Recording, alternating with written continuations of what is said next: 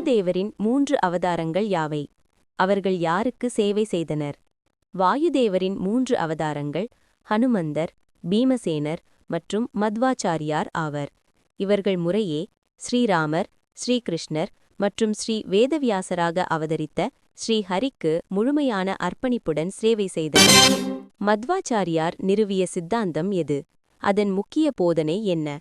மத்வாச்சாரியார் துவைத சித்தாந்தத்தை நிறுவினார். பரமாத்மா, அதாவது கடவுள், ஜீவாத்மா, அதாவது உயிரை விட உயர்ந்தவர் மற்றும் மேன்மையானவர் என்பதே இதன் முக்கிய போதனையாகும். உலகம் பற்றிய மத்வாச்சாரியாரின் கருத்து என்ன?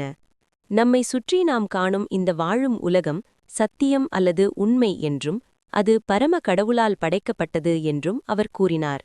அது மற்றவர்கள் போதித்தது போல மாயை அல்லது பிரமை அல்ல என்று அவர் வலியுறுத்தினார்.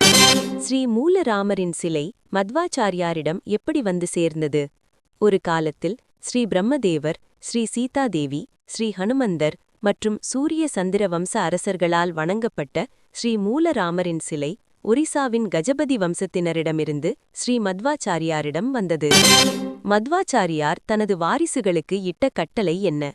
தனக்கு பிறகு பரமஹம்ச பீடத்திற்கு வரும் அனைத்து துறவிகளும் ஸ்ரீ மூலராமரின் சிலையை தவறாமல் வணங்க வேண்டும் என்பதை ஆச்சாரியர் மத்வர் கட்டாயமாக்கினார்.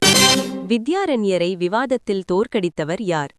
பரமாத்மாவின் மேன்மை ஜீவாத்மாவை விட உயர்ந்தது என்ற கருத்தின் அடிப்படையில் நடந்த திறந்த விவாதத்தில் ஸ்ரீ அக்ஷோபிய தீர்த்தர் வித்யாரண்யரை தோற்கடித்தார். ஹரி சர்வோத்தமன், வாயு ஜீவோத்தமன் என்ற சித்தாந்தம் யாருடைய காலத்தில் உச்சத்தை அடைந்தது? இந்த சித்தாந்தம் ஸ்ரீ ஜெயதீர்த்த முனியின் நிகரற்ற பாண்டித்யம் மற்றும் வலுவான நியாயப்படுத்துதலின் கீழ் அதன் புகழின் உச்சத்தை அடைந்தது. ஸ்ரீ விஜயேந்திர தீர்த்தர் தனது பொறுப்புகளை யாரிடம் ஒப்படைத்தார்?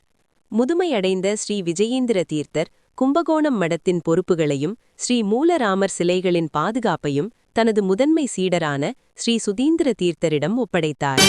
ஸ்ரீ சுதீந்திர தீர்த்தருக்கும் தஞ்சாவூர் மன்னர் ரகுநாத பூபாலருக்கும் இருந்த உறவு என்ன? ஸ்ரீ சுதீந்திர தீர்த்தர் தஞ்சாவூர் மன்னர் ரகுநாத பூபாலரின் ராஜகுருவாக திகழ்ந்தார்.